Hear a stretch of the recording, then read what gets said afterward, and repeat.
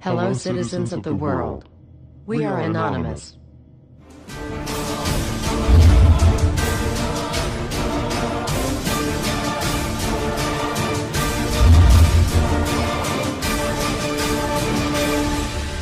Guess what, world? We are back. Everywhere you look, corruption. We continue to fight pointless wars over lies, and we are killing innocents and letting our children die in wars just to ensure the Federal Reserve can continue their petrodollar scandal. We are sitting idly by while these crooks continue to loan fake money out to us at interest, stealing our homes, and enslaving our children. Let me make this extremely clear to all of you listening.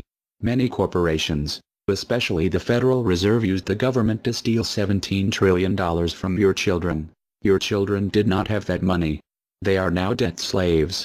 These people have stolen money from your children that are not even born yet, and sold their freedoms. They have enslaved you and many around the world. Wake up, world. And they did all of this by counterfeiting money and loaning it out at an interest. They have stolen hundreds of trillions from people around the world. Have you heard about Microsoft's Xbox manufacturers in China? They had to install suicide nets outside their buildings to ensure their employees don't jump out of the window to commit suicide. These are the conditions your children in the US will be working under when the debt is soon owed, and it will be owed. It is not a matter of if it will be owed, but it is just a matter of when. And it will happen as soon as the United States economy collapses, which will happen very, very soon. And if you think because you do not live in the United States this does not affect you, you are wrong.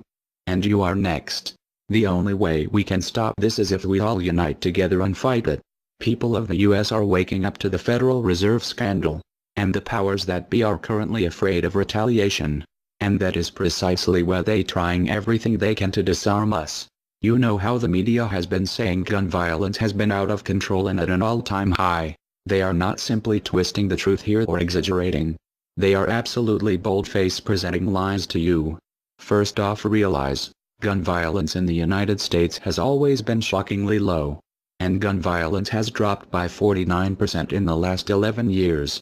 The already absurdly low gun violence in America has literally dropped in half. In half. The fact they are saying that it is at an all-time high perfect demonstrates how biased the government and the media is. If this doesn't prove to you that they have an agenda, then nothing will. Do you remember how the media keeps repeating that there has been 74 school shootings since Sandy Hook? Those 74 shootings were not even mass shootings like they claim. Most were suicides and none of them even took place at a school. Not a single one. They are presenting lies to you, America. When will you wake up? At some point you have to ask yourself, why would the government fake 74 mass school shootings involving children? If they get our guns, we will lose the fight against them.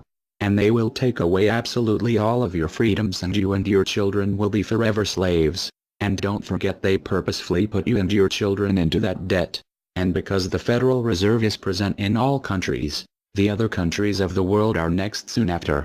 This plan is called the New World Order. It is the same New World Order the Vice President of the United States called for on national TV a month ago. He said we need to strive for and complete the New World Order. This is also the same New World Order President George Bush and President Kennedy said is our country's lifetime goal. And the same New World Order George Bush said on national TV said will happen no matter what we do, and we cannot prevent it. This has all been a long-time plan. The Federal Reserve and their partners want complete control of humanity. We cannot let this happen. They want to rule over us, like kings and queens. And humanity will be forever lost to enslavement by a bunch of tyrants who have publicly admitted they want to kill off the majority of the population so the masses are easier to control. They are going to wipe your bloodline completely off of the earth. He'll tell you the order of things to happen. The enslavement will follow immediately after guns are taken away and you cannot fight back. If they cannot get the guns before the economic collapse, then they will wait until the economy collapses. When the economy collapses, people will be starving. There will be looters and shootings. The government will insist on taking guns away to help, and as soon as the guns are taken away, then we will fall into a complete dictatorship. Do not fall for it. Remember, They are the ones who caused the economic collapse to begin with. This is the same tactic used on Germans and it worked. So expect it. As soon as the economy collapsed and the masses were starving, the German government asked the people to give up their rights and they listened. And then eventually the government was throwing the naked masses into giant burning hot ovens for mass execution.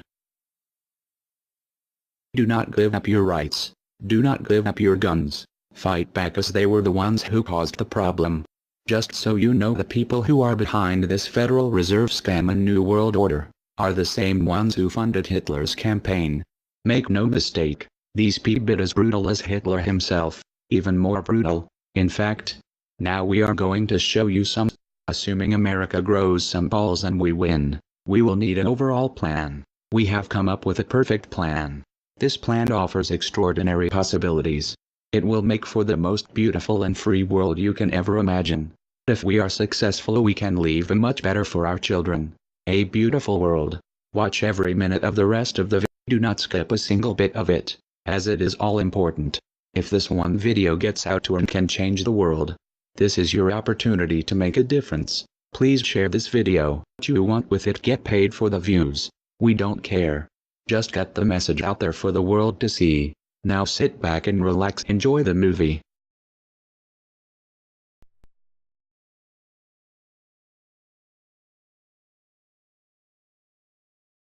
To you? Makes perfect sense. Okay. Anybody else want to throw anything out at us?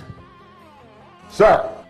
I think you're an anarchist and you don't know it yet.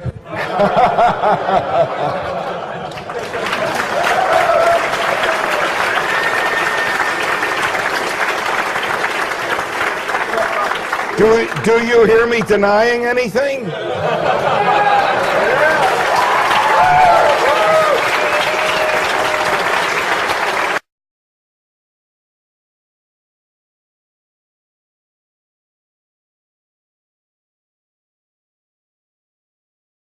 Many people, when they hear the word anarchy, think of chaos and mayhem.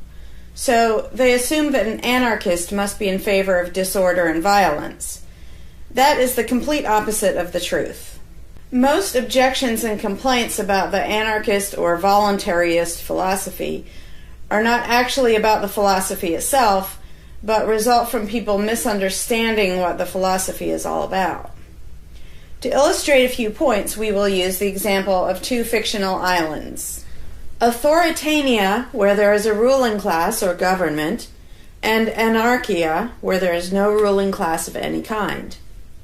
We will use these islands to examine several common misconceptions about anarchism. Lots of people think anarchy means every man for himself, or survival of the fittest, or the absence of any social cooperation or organization. They think that anarchy means everyone has to be self-sufficient. This comes from the false assumption that some kind of government is necessary for any organization to occur. Whether it's part of a republic, a democracy, a kingdom, or a dictatorship, a ruling class issues orders called laws and punishes anyone who disobeys them.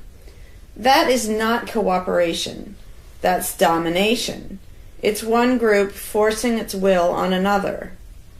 Authoritarianism can be used to force people into organized patterns, but that does not mean that people are incapable of organizing their activities without being forced. The most productive and useful examples of organization that we see today are anarchistic in nature. No one was forced to build the grocery store you go to. No one was forced to produce or sell anything in it. Everyone involved in the vastly complex operation of growing your food, transporting it, displaying it in the store, and selling it to you, everyone involved participates voluntarily, working in exchange for money. You and all the other store customers choose freely which store to go to and what to spend your money on.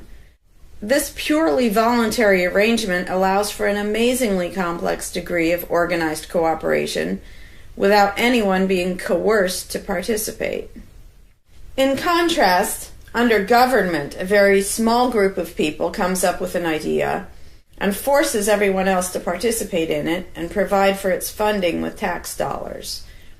In the authoritarian version of a supermarket, the ruling class would tell people what to produce and how much, what prices to charge, and they would tell customers what they must buy and what they must pay. Anyone who did not comply with the centralized master plan would be punished in some way. That is how government does things. Which one of these would you prefer? Another common but incorrect assumption is that if there were no ruling class or no government, people would have no way of defending themselves against common criminals or foreign invaders. Again, this is simply not true. The government version of protection is inherently hypocritical. Governments will use their hired law enforcers to find and lock up some of the private thugs and thieves and prevent them from preying on people. But every ruling class gets the money for its operations by way of taxation, demanding money from its subjects and punishing those who don't pay up. Oddly, every ruling class insists that it needs to be able to forcibly control and extort money from people in this way in order to protect them from private criminals who might try to forcibly control and extort them. In contrast, if there is no government, people do not lose their inherent right to defend themselves from violence or to defend what they have from those who would take it. Every person has this right, and they also have the right to organize and cooperate with each other to exercise that right. Organizing for mutual defense does not require any government-granted laws or authority. No one wants to be attacked or defrauded, and everyone wants to feel safe. Whether each person takes this on himself or herself individually, or whether they hire and organize others to do it on their behalf, it can be done on a voluntary basis. Those who insist that government is necessary often claim that if there wasn't a government, then smaller private gangs would spring up to enslave and rob people. Organized crime gangs exist along with government, and most people do not understand the dynamics between them and how government enriches and empowers organized crime while appearing to fight it. Black markets enrich organized crime, and money allows them to buy government protection. There's no reason to think they would do as well in an environment of freedom, where they would have fewer ways to make money and would be up against both individual and organized armed citizens. A criminal gang that's recognized as such has far less power than a gang whose aggression is perceived to be legitimate and proper. And that's the gang we call government. When thuggery is called law enforcement, and thievery is called taxation, and self-defense is called crime and terrorism, then even the widespread ownership of firearms can't do much to stop the aggression. Imagine a private gang trying to do the things that government does without the aura of authority, and imagine how a well-armed population would respond to this. The gang would fail quickly and dramatically. Another concern that people have when they first consider the idea of a stateless society is that some people are truly malicious, destructive, and sociopathic. The concern is that these people would be free to do anything they wanted and no one would stop them. But this concern is again based on a basic misunderstanding of human nature. Wherever we have a government ruling class, we still have freelance thieves and thugs who are not deterred by the laws of the politicians. In some instances, they're stopped by force by the police, or they decide not to commit a crime for fear of what the police might do to them. What makes this deterrence work is not the legislation or the official badges, but the simple threat of harm to the sociopath. It really makes no difference whether the threat comes from the police, or another citizen, or even another criminal. A sociopath doesn't care about laws or social rules. He cares about avoiding pain and hardship for himself. This is still true when a government ruling class is not involved at all. If the intended target of a would-be carjacker pulls out a gun, it doesn't make any difference to the carjacker whether that person has a badge or whether there's a law against taking people's cars. Discouraging nasty people from hurting others does not require special authority, only the ability to use defensive force. Ironically, though people hope that government will protect them, having a government, a gang which is believed to have the right to tax and control people, just creates one gang so big and powerful that normal people can't resist it. In short, to create a huge gang and then give it societal permission to control and extort people with the hope that this gang will prevent theft and thuggery is simply a self-contradictory idea, but that's what government always is. Some people might assume that if people organize for mutual protection and defense, then that's what government is. But there's an essential difference. People coming together to do something that everyone has the right to do, such as defend yourself, doesn't require any special authority. It's not government unless one group of people claims the right to do things which others do not have the right to do, such as taxing and controlling innocent people. Organized defense can be very effective without supposing the special right to rule over others. In other words, without being government. In contrast, governments rob the people they rule of far more wealth than private crooks could ever manage, making the idea of a protector government ridiculous.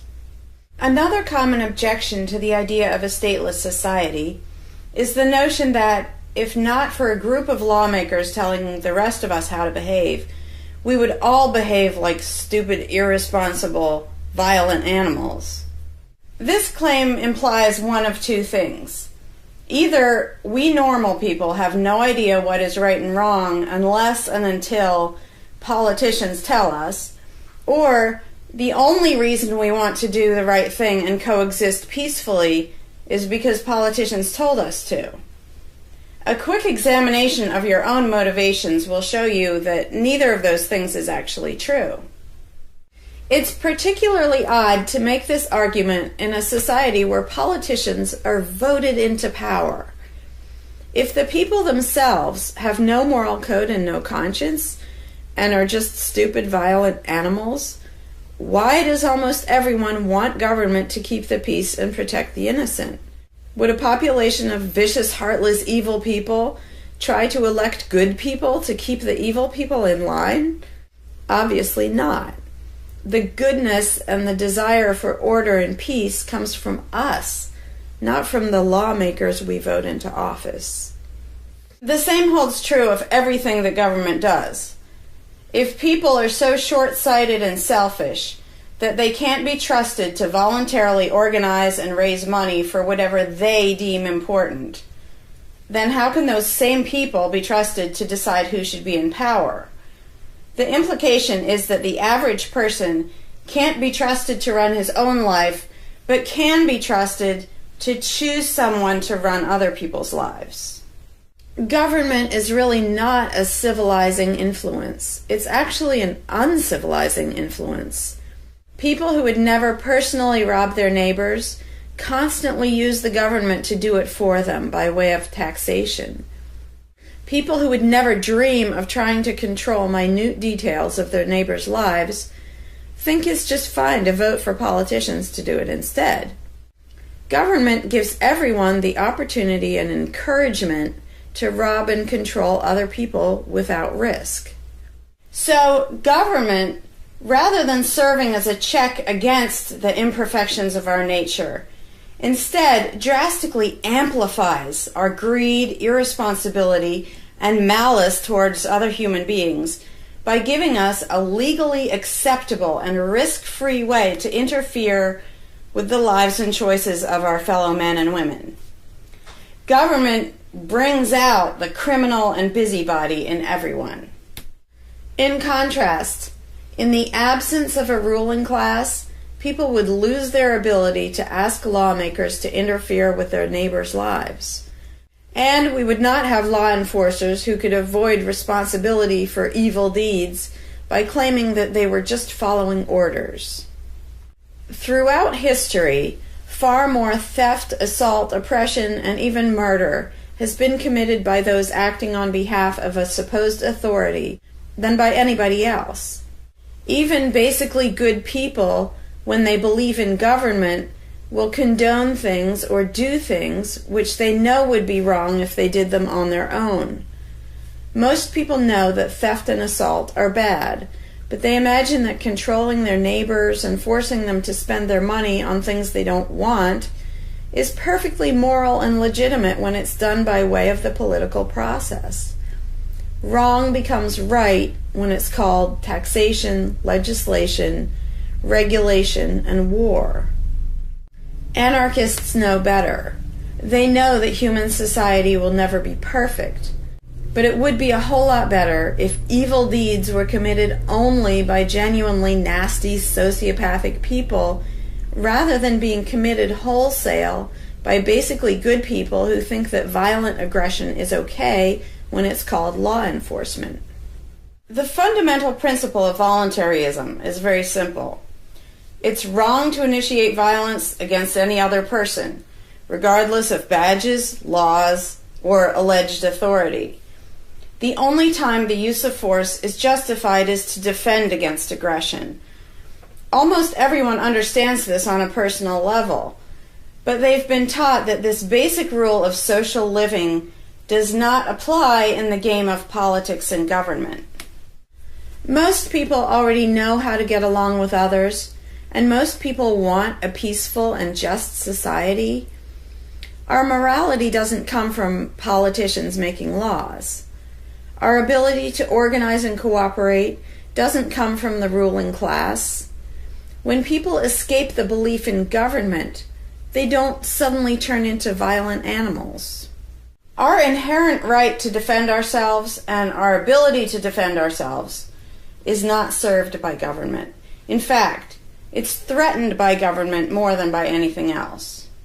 Ruling classes do not produce peaceful coexistence, but rather perpetual conflict and violence.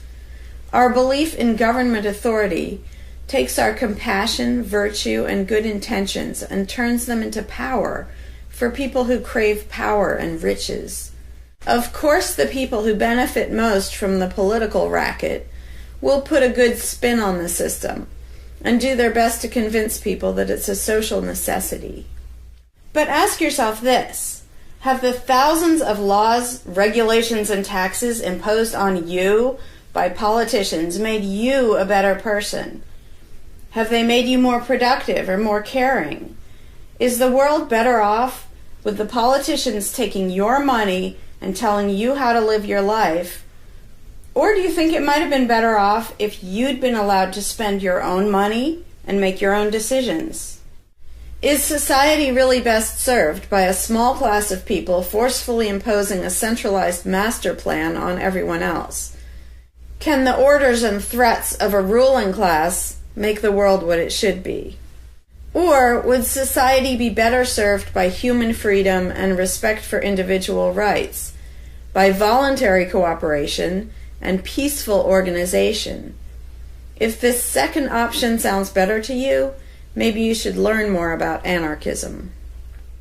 Some people dismiss anarchism as a utopian idea that would only work if everyone were generous and compassionate. Obviously, everyone is not generous and compassionate all the time. But these people need to look at the other side of the coin. If people are too stupid, greedy, and malicious to be free, aren't they too stupid, greedy, and malicious to be trusted with power over others? Whether people are inherently good, bad, or some of each, giving a person power over others is not going to make that person better. In fact, power has historically been known to corrupt people and make them worse, whereas the discipline imposed by the equal freedom of everyone else brings out the best in human nature.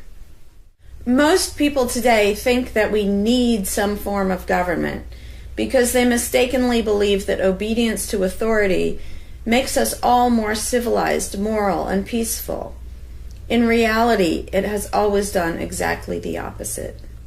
Everyone knows that governments can be corrupt, abusive, inefficient, counterproductive, even tyrannical. But most people assume that the way to fix that is to get the right people into power. People have spent centuries trying to create a good society using different kinds of ruling classes, different legal structures, different ways of choosing the rulers, and so on.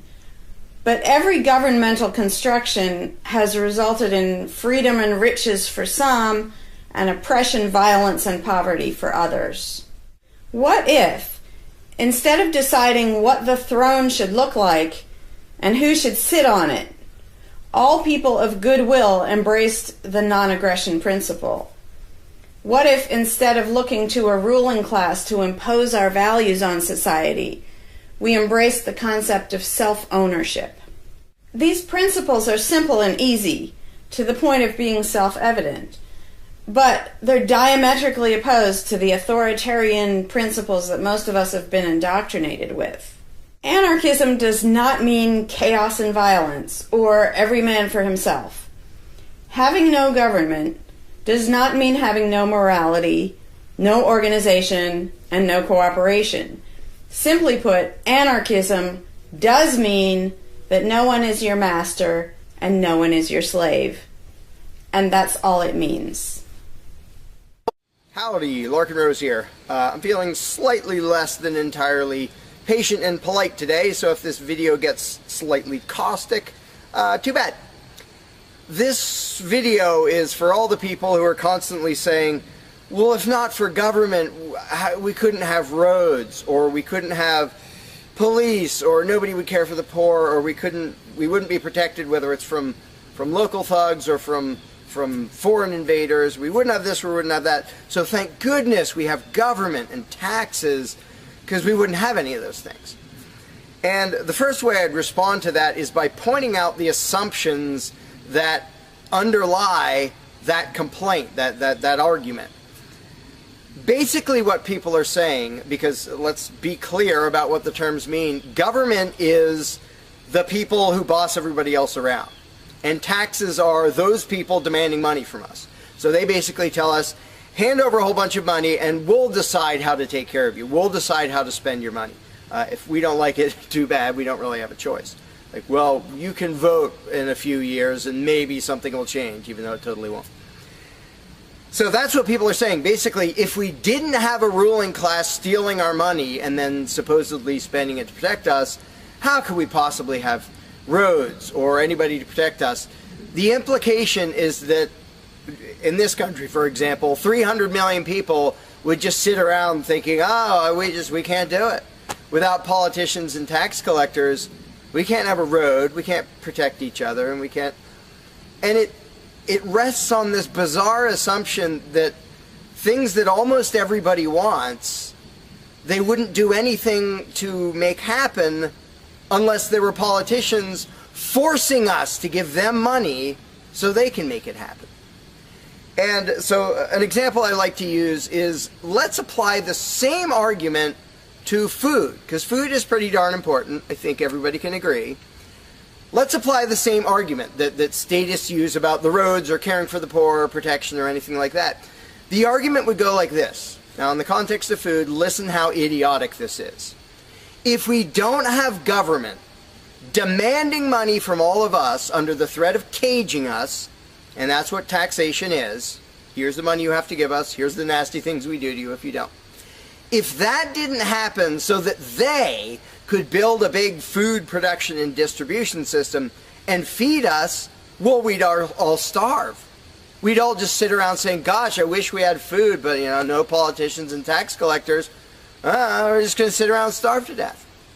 Now, in this country, nobody would believe something that stupid, because all you have to do is go to a supermarket and see a perfect example of really efficient, organized cooperation that nobody is forced to do. There is no, you know, if you're going to make the argument that people make about roads and protection and all that, you'd say, well, nobody is forced to make any food for anybody in this country. How do you know everyone's just going to say, well, it's not my job, and we'll all starve to death? There's no guarantee. There's no master plan guaranteeing that we'll all have food. So obviously we're all going to starve if we don't have an authoritarian government stealing our money and then making food and giving it to us. Because golly gee, we couldn't possibly do it voluntarily ourselves.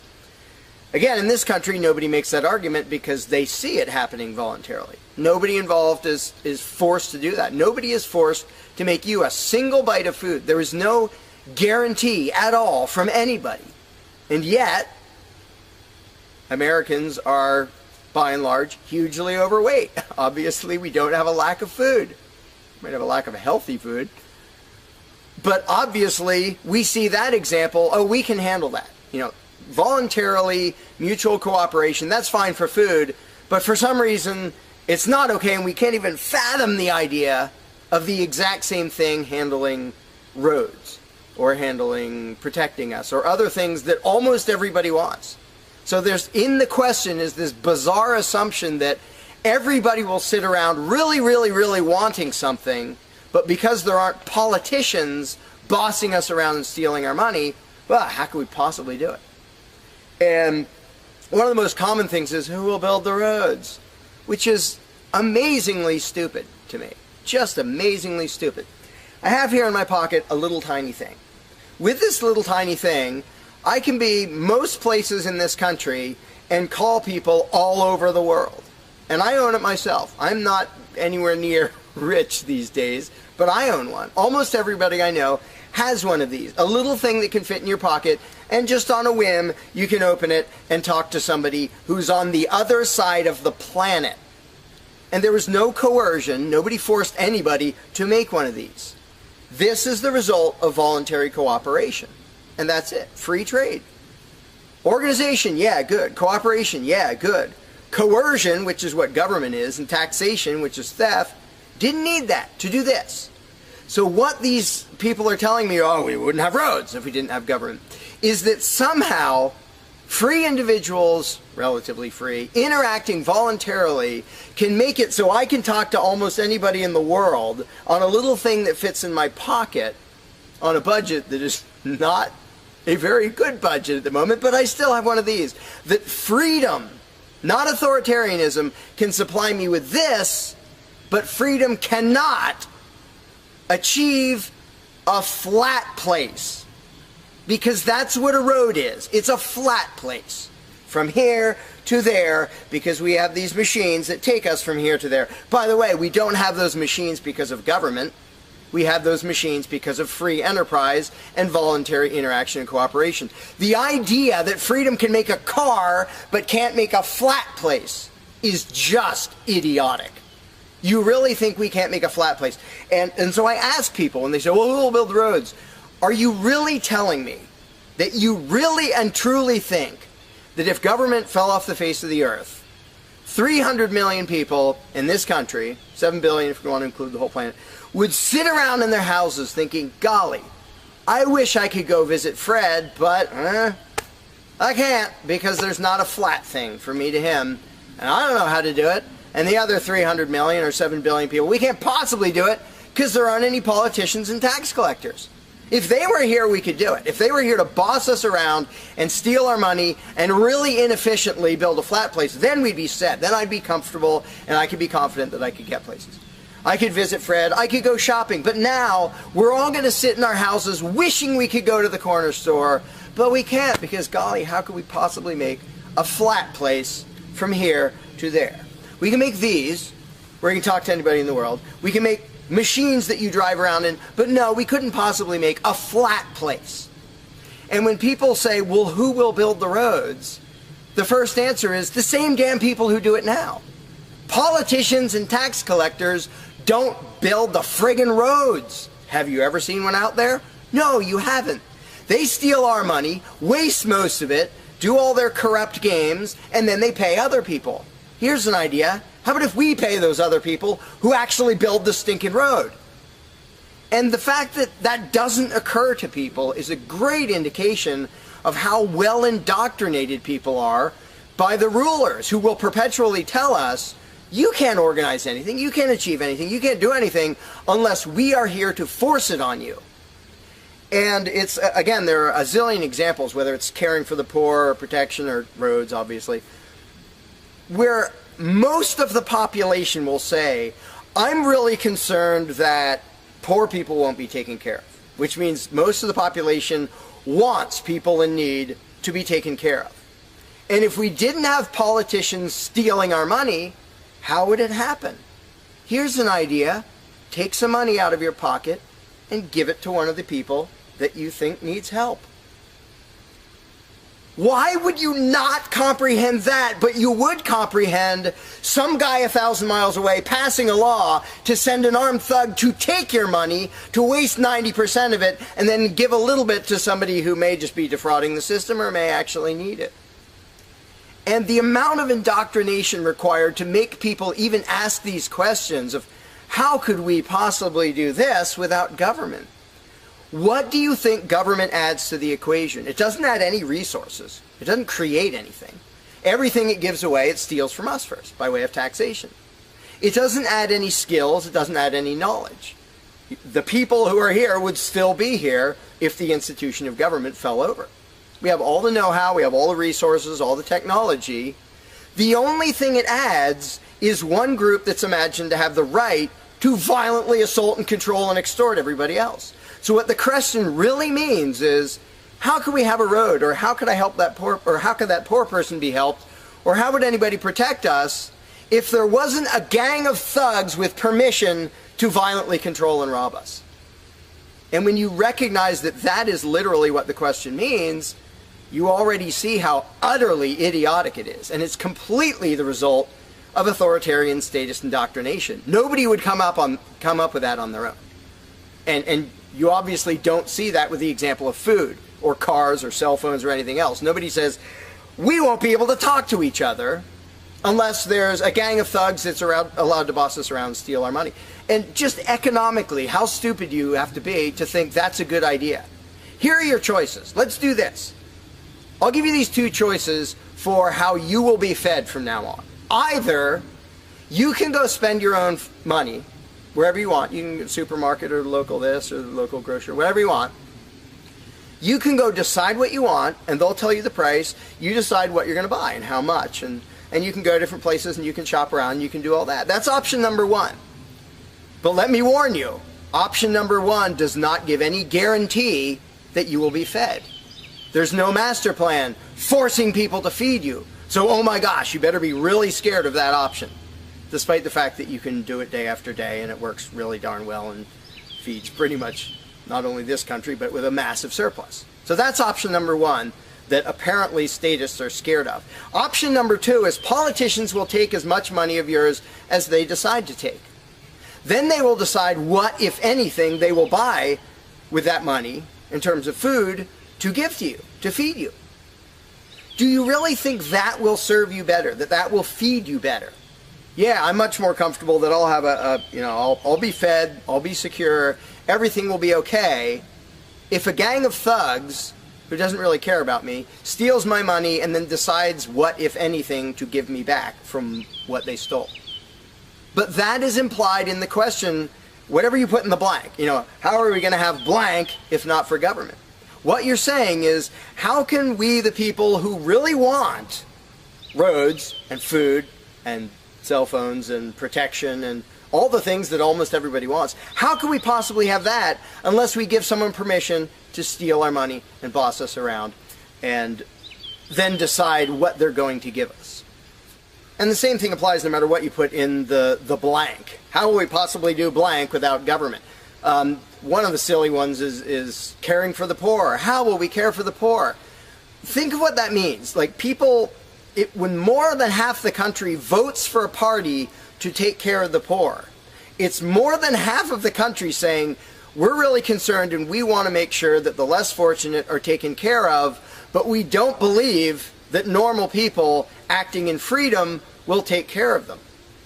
Well, if the people didn't care about the poor, they wouldn't win the election. By definition, if you vote for a welfare state, you're an idiot.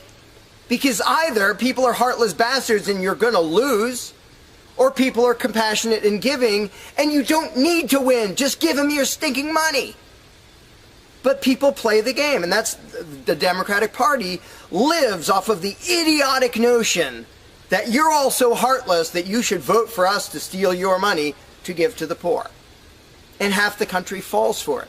Yeah, we're all so heartless that we voted you into office for the specific purpose of taking our money to help the less fortunate. That's just freaking brilliant. How about if half the country just gave their stinking money to the less fortunate? And then the less fortunate would all be rich, because it would be 1 trillion times more efficient than the government version of welfare ever is. Also, it would be actual charity instead of mass theft and corruption and fraud and all that fun stuff. But what takes the cake, the ultimately insane thing, whatever you put in that gap, how can we have blank without a parasitic ruling class and a bunch of hired thieves? It's just a stupid question, but it's extra super stupid when what's in the blank is, how will we be protected? Who will protect us from thieves and robbers if we don't have government? It's the most idiotic question. It's also the most frequent question from statists. So here's what the question literally means.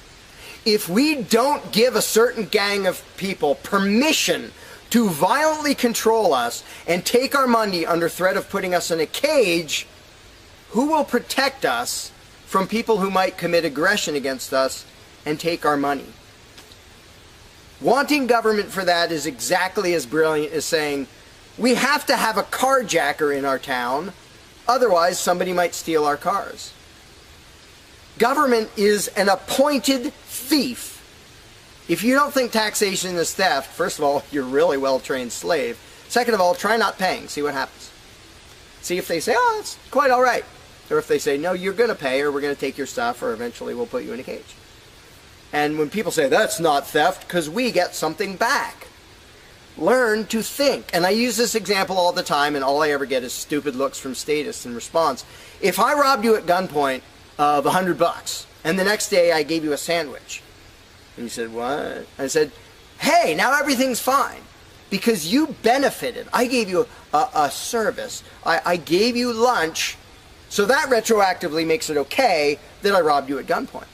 Would you buy that argument? No, you'd say, that doesn't make it okay. Okay, you gave me a sandwich.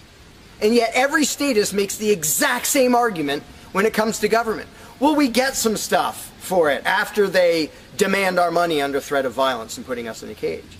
Then we get services or goods. And we don't get what we asked for, and we get lots of things we didn't ask for.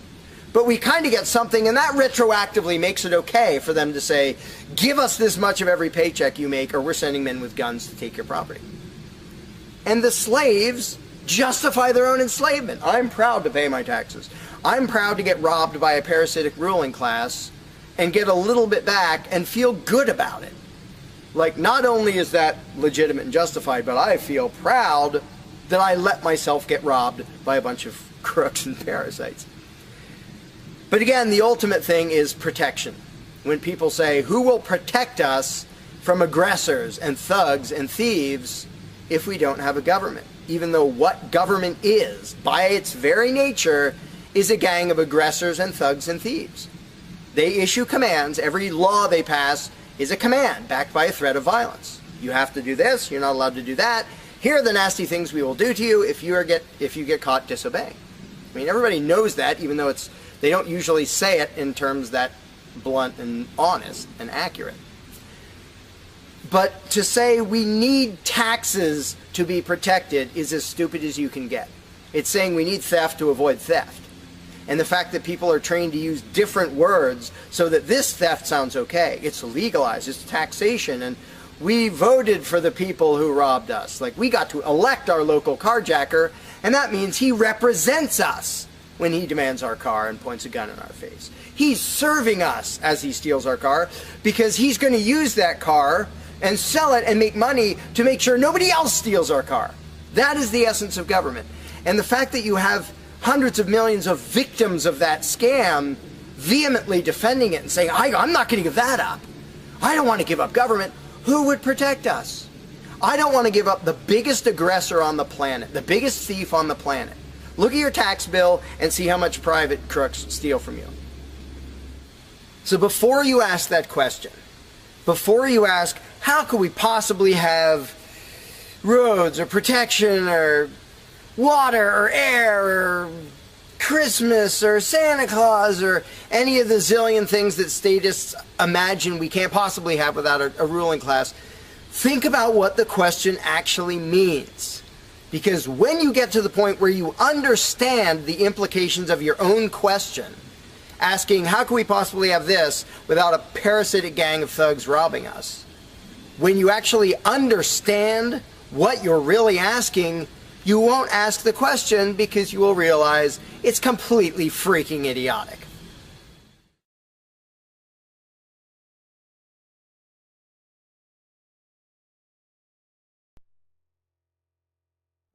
Hey, Larkin Rose here. One of the first things that people are concerned about when they start thinking about a society without a ruling class is, well, what happens to the nasty people? Whether you're talking about people who are just kind of negligent or inconsiderate, play their music too loud at night or leave their trash lying around the woods or whatever it is, all the way up to people who run around attacking and murdering people. So people say, well, what would happen to them? What would we do about that? Some people even go so far as to say, if not for government, there would be nothing to stop people from committing murder and doing whatever other nasty stuff. And it's funny because when somebody says that, there would be no consequences, they could do whatever they wanted and nobody would stop them, the person saying that is implying that he isn't going to do anything. If there's someone running around attacking and murdering innocent people, the guy who said nothing will happen to them, obviously he's not going to do anything or something would happen to them. But not only is he demonstrating his own cowardice when he said there would be nothing to stop murderers, he's also projecting his own immaturity and irresponsibility onto the rest of the world, because he's also saying the other 7 billion people wouldn't do anything about it, which obviously isn't true. I would, wouldn't you? If somebody was running around murdering your neighbors, would you just go, well, there aren't politicians and there's nobody with a badge and we don't have tax collectors and bureaucrats, so oh well, I guess they're just out of luck, they're going to get murdered. And would you not even protect yourself if there wasn't government? Obviously, lots and lots of people, all the sane people, would do whatever they could to protect themselves and defend the innocent. So to say nothing would happen is just really bizarre. And it comes from having a mentality basically of a little kid in a classroom, where the teacher walks out of the room and the kids are just sitting there. We don't know what to do. No authority's telling us what to do. And Johnny's throwing things at me. And there's no teacher to stop him. Ah! Because most people, having been trained into authoritarian mentality, it never occurs to them that they are the ones who should fix anything, who should stop anything. And so when people say, well, what would be done about this and that and the other thing, nasty people doing nasty things, the first thing I ask is, well, what would you do about it? Because people are so into the mentality that there has to be some master plan and some authority who writes down the law of here is what will be done with those people, that people don't think in terms of, well, what would I do about it? Which is why I always ask people, well, what would you do about it? You're a person just as much as me and just as much as the other 7 billion. What would you feel justified in doing if somebody was polluting or playing their music too loud at night or running around murdering people or whatever in between you can think of? Any nasty thing, what would you feel justified in doing about it? Because there's a very basic rule of being a moral human being, which is if it would be wrong for you to do something, don't ask anybody else to do it. And the rule is so simple, so self-evident and obvious that most people will go, well, duh, of course. Trouble is, nobody in the world who believes in government abides by that rule. Nobody. I don't care if you're a constitutionalist, Democrat, Republican, fascist, communist, anything, any kind of statist. There is nobody who believes in government who abides by the most basic rule of morality, which is if it's wrong for you to do something, don't ask somebody else to do it. Because every single candidate, every party, every government always does things that the voters know they themselves have no right to do. And to say something like, well, I'm voting for the guy who's going to tax you less. Well, do you have the right to rob me a little bit less than the other guy? No, you don't. So telling me that, well, somebody was going to rob you more, but I voted for the guy to rob you a little bit less, you are still violating the basic rule of being a human being. If it's wrong for you, don't ask somebody else to do it. Well, that's kind of the second basic rule, the first one being the non-aggression principle. And they actually go together quite well. But when people are in the mindset that there's going to be some major centralized plan to deal with whatever, polluters or people who play their music too loud or murderers or whatever else, they have to get out of that mindset. They have to start to think that maybe they are among the people who have to do something about it. So instead of saying, what will be done about such and such, well, what will you do about it? What should I do about it? And this doesn't magically make all the problems go away, but the actual practical challenge of dealing with most disputes is trivial compared to the challenge of getting people to think like responsible adults, where they start to think, well, maybe it's up to me. And a while back I did little events called Escaping the Myth, and one of the little mental exercises I did with these little groups of people is, imagine we're on an island and we're it. There's no government, there's no authority, there's nobody with a badge, and one of us is running around stealing stuff from other people. He's not killing anybody, but he's stealing stuff. What are we going to do about it? We normal people. There's not a legislature, there's not 911 to call, there's nobody with a badge, it's just people. And so with that specific example, I would ask people, so what do we do? And just off the top of their heads, everybody comes up with solutions that are way better than what government ever does. First of all, every government solution is, all right, step one, I get to rob everybody. That's the government solution. Well, we're going to tax everybody so we have the resources to stop that other robber. Well, in the island scenario, nobody is stupid enough or insane enough to start with that, to say, well, let's see, so somebody's stealing our stuff. Okay, first, I get to rob all of you so that I have the resources to protect you from him. Nobody is that insane. Everybody is insane enough to believe that who believes in government. And I did for many years. I was stupid enough to actually think that it was rational and moral to advocate mass extortion in order to protect people. And that's just stupid. So I just believed something insanely stupid for a very long time. Most of the world still believes that. But in a setting where people are put on the spot and they're responsible for what happens, they don't do that. They don't say, well, I get to boss everybody around and take their money. Nobody does that. So to me, the challenge is not even coming up with specific solutions to every imaginable dispute or problem, which I don't pretend to know how everything's going to turn out. And I don't intend to be emperor of anarchy. I'm not going to be in charge of the world. But getting people to the mindset where it's up to them, where there's just people, we're it. No legislatures, no people with badges, no authority, we're just people. Suddenly people are way better at solving problems and making things work. One good example is when there's a disaster. Unfortunately, sometimes it takes a horrendous event to bring out the best in people. And it brings out the worst in some people too. But when people say, whoa, my neighbor's house is floating away, I'm not going to wait for FEMA. I'm not going to dial 911. I'm going to jump in a boat and go save him. Because suddenly it's on me. Suddenly I'm the one who has to do something. And when it occurs to people that they're the ones who have to do something, and unfortunately usually that only happens in a complete disaster area, when it occurs to people and they suddenly take on the responsibility and start to think like adults, their solutions are generally a lot better than any government solutions, and ever are. But to get to that mentality, people have to shift from the authoritarian mindset to the mindset of a self-owning individual who realizes there is nothing above me. There is no magic unicorn who's going to come to save the day, who's going to come save me from polluters or somebody playing their music too loud or murderers or whatever it is. It's just us. And if we realize that, then first of all, people would stop asking me, well, without a government, how would this be handled? As if I'm going to be in charge. I don't freaking know. What would you do about it? I can tell you what I would do about it. I could tell you what I might suggest, what I might predict, but who cares?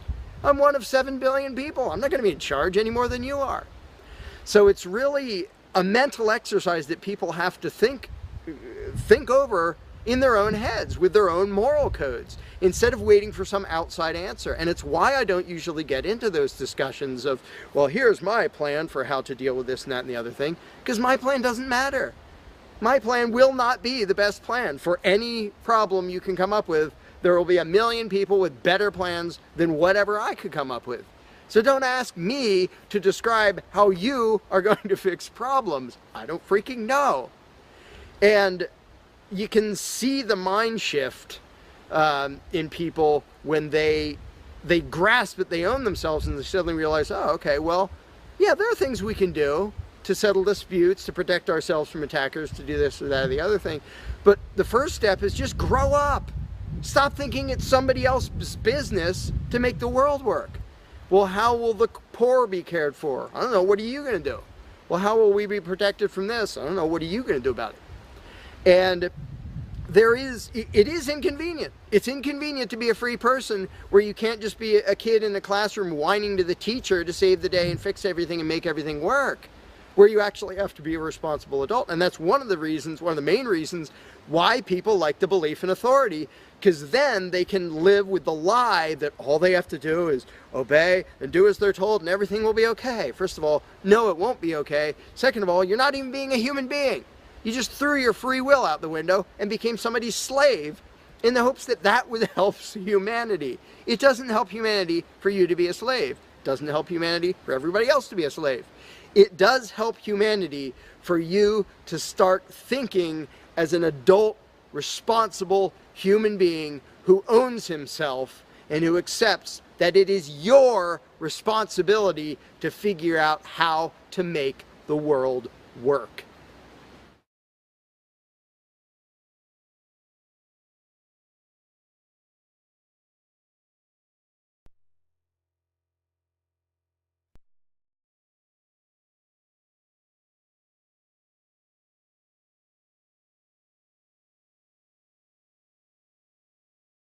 You cannot begin to imagine in how many ways the world is the opposite of what you have been taught to believe.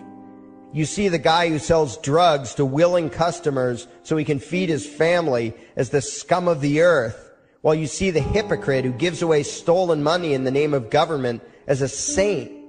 You see the guy who tries to avoid being robbed by the federal thugs as a crook and a tax cheat, but see as virtuous the politician who gives away the same stolen loot to people to whom it does not belong. You see the cop as a good guy when he drags a man away from his friends and family and throws him in prison for 10 years for smoking a leaf. And you see anyone who defends himself from such barbaric fascism as the lowest form of life, a cop killer.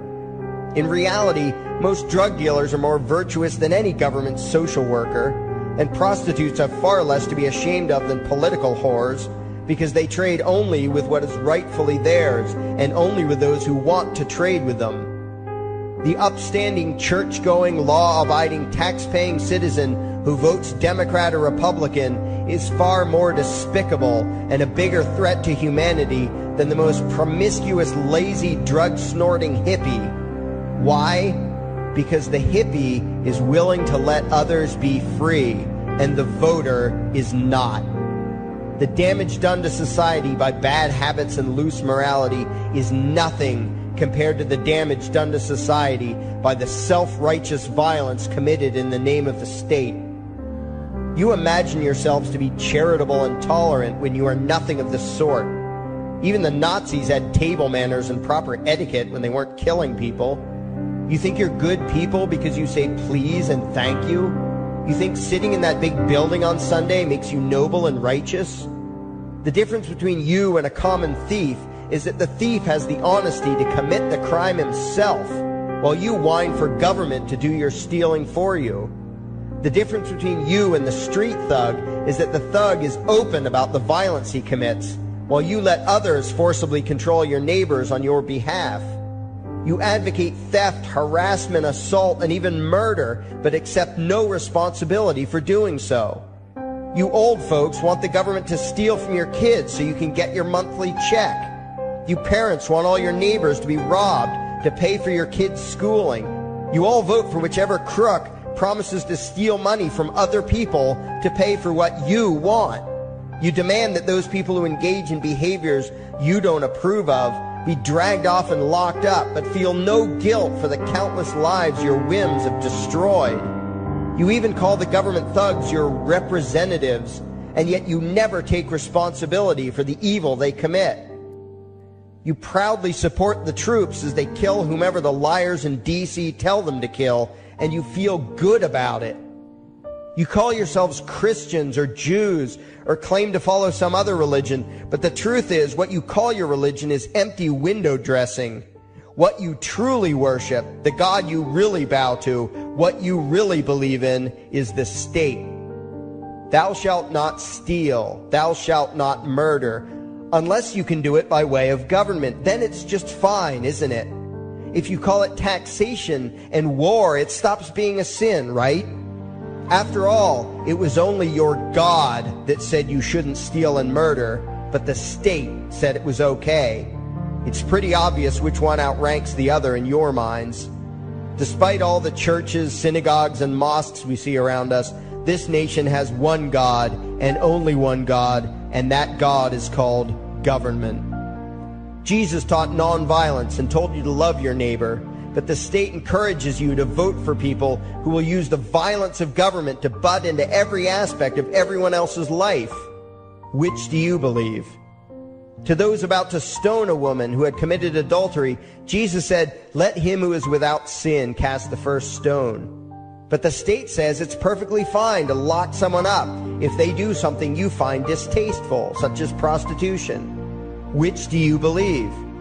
The Christian God says, "Thou shalt not covet," but coveting is the lifeblood of the beast that is the state. You are taught to resent, despise, and hate anyone who has anything you don't have. You clamor for the state to tear other people down, steal their property, and give it to you. And you call that fairness. The Bible calls it coveting and stealing. You are not Christians. You are not Jews. You are not Muslims. And you certainly aren't atheists. You all have the same God, and its name is government. You're all members of the most evil, insane, destructive cult in history. If there ever was a devil, the state is it, and you worship it with all your heart and soul. You pray to it to solve every problem, to satisfy all your needs, to smite your enemies, and to shower its blessings upon you. You worship what Nietzsche called the coldest of all cold monsters, and you hate those of us who don't. To you, the greatest sin is disobeying your God, breaking the law, you call it, as if anyone could possibly have any moral obligation to obey the arbitrary commands and demands of the corrupt, lying, delusional megalomaniacs who infest this despicable town. Even your ministers, priests, and rabbis, more often than not, are traitors to their own religions, teaching that the commands of human authority should supersede adherence to the laws of the gods they say they believe in. Several years ago, I heard one pompous evangelical jackass in particular pontificating on the radio that anyone who disobeys the civil authority, be it a king or any other government, is engaging in rebellion against God. Those were the exact words he used. What if the government is doing something wrong? Well, this salesman for Satan opined, that is the business of those in government, and you are still obligated to obey. Everywhere you turn, be it the state or the church, the media or the schools, you are taught one thing above all else, the virtue of subjugating yourselves to mortals who claim to have the right to rule you. It is sickening the reverence with which you speak of the liars and thieves whose feet are so firmly planted on your necks. You call the congressmen and the judges honorable, and you swoon at the magnificence of the grandiose halls they inhabit, the temples they built to celebrate the domination of mankind. You feel pride at being able to say you once shook a senator's hand or saw the president in person. Ah, yes, the grand deity himself, His Royal Highness, the President of the United States of America. You speak the title as if you're referring to God Almighty. The vocabulary has changed a bit, but your mindset is no different from that of the groveling peasants of old who bowed low, faces in the dirt, with a feeling of unworthiness and humility when in the presence of whatever narcissist had declared himself to be their rightful lord and master. The truth of the matter, back then and today, is that these parasites who call themselves leaders are not superior beings. They are not great men and women. They are not honorable. They're not even average.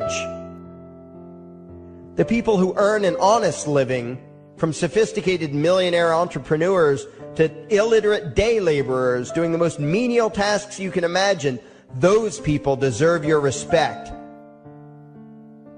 Those people you should treat with courtesy and civility. But the frauds who claim the right to rule you and demand your subservience and obedience, they deserve only your scorn and contempt. Those who seek so-called high office are the lowest of the low. They may dress better, have larger vocabularies, and do a better job of planning out and executing their schemes, but they are no better than pickpockets, muggers, and carjackers. In fact, they are worse, because they don't want to rob you of just your possessions. They want to rob you of your very humanity, deprive you of your free will, by slowly leeching away your ability to think, to judge, to act, reducing you to slaves in both body and mind. And still you persist in calling them leaders. Leaders? Where is it that you think you're going exactly that would require you to have a leader? If you just live your own life and mind your own damn business, exercising your own talents, pursuing your own dreams, striving to be what you believe you should be, what possible use would you have for a leader? Do you ever actually think about the words that you hear, the words that you repeat? You parrot oxymoronic terms such as the leader of the free world, even pretending for a moment that there is some huge journey or some giant battle that everyone in the entire nation is undertaking together that would require a leader. Why would you ever think, even for a moment, that the crooks that infest this town are the sort of people you should listen to or emulate or follow anywhere? Somewhere inside your mostly dormant brains, you know full well that politicians are all corrupt liars and thieves, opportunistic con men, exploiters, and fearmongers. You know all this, and yet you still speak as if you are the ones who are the stupid, vicious animals, while the politicians are the great, wise role models, teachers, and leaders without whom civilization could not exist. You think these crooks are the ones who make civilization possible? What belief could be more absurd? Yet when they do their pseudo-religious rituals, deciding how to control you this week, you still call it law, and continue to treat their arbitrary demands as if they were moral decrees from the gods that no decent person would ever consider disobeying. You have become so thoroughly indoctrinated into the cult of state worship that you are truly shocked when the occasional sane person states the bleeding obvious. The mere fact that the political crooks wrote something down and declared their threats to be law does not mean that any human being anywhere has the slightest moral obligation to obey. Every moment of every day, in every location and every situation, you have a moral obligation to do what you deem to be right, not what some delusional bloated windbag says is legal. And that requires you to first determine right and wrong for yourself, a responsibility you spend much time and effort trying to dodge. You proclaim how proud you are to be law-abiding citizens and express your utter contempt for anyone who considers himself above your so-called laws. Laws that are nothing more than the selfish whims of tyrants and thieves. The word crime once meant an act harmful to another person. Now it means disobedience to any one of the myriad of arbitrary commands coming from a parasitical criminal class.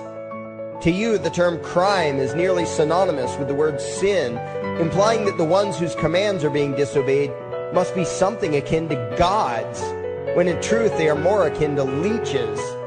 The very phrase, taking the law into your own hands, perfectly expresses what a sacrilege it is in your eyes for a mere human being to take upon himself the responsibility to judge right from wrong and to act accordingly, instead of doing what you do, unthinkingly obeying whatever capricious commands this cesspool of maggots spews forth. You glorify this criminal class as lawmakers and believe that no one is lower than a lawbreaker, someone who would dare disobey the politicians.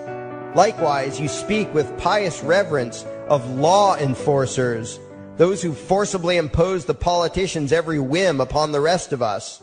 When the state uses violence, you imagine it to be inherently righteous and just, and if anyone resists, they are, in your eyes, contemptible lowlifes, lawless terrorist criminals. Like the lawless terrorist criminals who helped slaves escape the plantations. Like the lawless terrorist criminals who helped Jews escape the killing machine of the Third Reich. Like the lawless terrorist criminals who were crushed to death under the tanks of the Red Chinese government in Tiananmen Square. Like all the lawless terrorist criminals in history who had the courage to disobey the never-ending stream of tyrants and oppressors who have called their violence authority and law. And that includes the lawless terrorist criminals who founded this country. Everything you think you know is upside down, backwards, and inside out. But what has to take the cake, the height of your insanity, is the fact that you view as violent terrorists the only people on the planet who oppose the initiation of violence against their fellow men. Anarchists, voluntarists, and libertarians. We use violence only to defend ourselves against someone who initiates violence against us. We use it for nothing else. Meanwhile, your belief system is completely schizophrenic and self-contradictory. On the one hand, you teach the young slaves that violence is never the answer. Yet out of the other side of your mouths, you advocate that everyone and everything, everywhere and at all times be controlled, monitored, taxed, and regulated through the force of government. In short, you are teaching your children that the masters may use violence whenever they please, but the slave should never resist. You indoctrinate your children into a life of unthinking, helpless subservience. You are putting the chains around their little necks and fastening the locks tight. And worst of all, you feel good about it. Out of one side of your mouths, you condemn the evils of fascism and socialism and lament the injustices of the regimes of Hitler, Stalin, and Mao. While out of the other side of your mouths, you preach exactly what they did. The worship of the collective, the subjugation of every individual to that evil insanity that wears the deceptive label, the common good.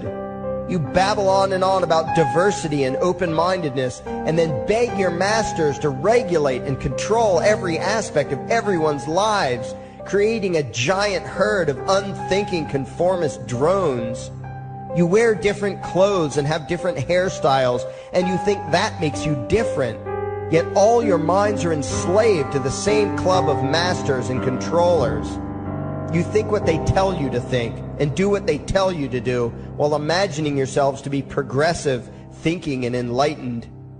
From your position of relative comfort and safety, you now condemn the evils of other lands and other times while turning a blind eye to the injustices happening right in front of you. You tell yourself that had you lived in those other places, in those other times, you would have been among those who stood up against oppression and defended the downtrodden. But that is a lie. You would have been right there with the rest of the flock of well-trained sheep, loudly demanding that the slaves be beaten, that the witches be burned, that the nonconformists and rebels be destroyed. How do I know this? Because that is exactly what you are doing today. Today's injustices and oppressions are fashionable and popular, and those who resist them, you tell yourselves, are just malcontents and freaks, people whose rights don't matter, people who deserve to be crushed under the boot of authority. Isn't that right? You bunch of spineless, unthinking hypocrites, look in the mirror. Take a good look at what you imagine to be righteous and kind. You are the devil's plaything. The crowds of thousands wildly applauding the speeches of Adolf Hitler, that was you. The mob demanding that Jesus Christ be nailed to the cross, that was you. The white invaders who celebrated the wholesale slaughter of those godless redskins, that was you. The throngs filling the Colosseum, applauding as the Christians were fed to the lions, that was you. Throughout history, the perpetual suffering and injustice occurring on an incomprehensible scale, it was all because of people just like you. The well-trained, thoroughly indoctrinated conformists, the people who do as they're told, who proudly bow to their masters, who follow the crowd, believing what everyone else believes and thinking whatever authority tells them to think. That is you. And your ignorance is not because the truth is not available to you. There have been radicals preaching it for thousands of years. No, you are ignorant because you shun the truth with all your heart and soul. You close your eyes and run away when a hint of reality lands in front of you. You condemn as extremists and fringe kooks those who try to show you the chains you wear because you don't want to be free. You don't even want to be human. Responsibility and reality scare the hell out of you, so you cling tightly to your own enslavement and lash out at any who seek to free you from it. When someone opens the door to your cage, you cower back in the corner and yell, "Close it, close it." Well, some of us are finished with trying to save you. We've wasted enough effort trying to convince you that you should be free. All you ever do is spout back what your masters have taught you, that being free only leads to chaos and destruction, while being obedient and subservient leads to peace and prosperity. There are none so blind as those who will not see. And you nation of sheep, would rather die than see the truth.